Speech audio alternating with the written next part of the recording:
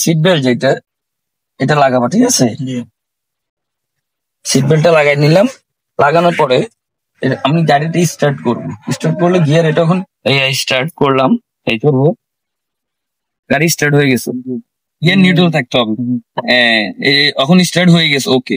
এখন গাড়ি চালানোর জন্য প্রস্তুতি যেটা ফুল ক্লাস দিয়ে স্টার্ট হয়ে গেছে। স্টার্ট হওয়ার পরে এখন কি করবো, আমরা গাড়ির সামনের দিকে রান করবো। রান করার আগে প্রথমত এই যে চাপ দিয়ে এই যে এভাবে রান হবে গাড়ি। জি।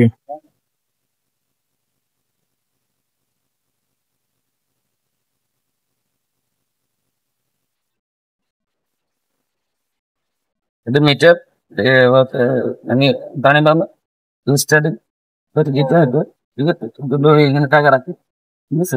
এটা হলো গিয়ার, এটা হলো ইমার্জেন্সি, হ্যাঁ, এটা হলো ফরেন, ঠিক আছে? এটা হলো ডানে বামে স্টার্টিং, আর এটা হলো মানে গ্লাস ওঠানো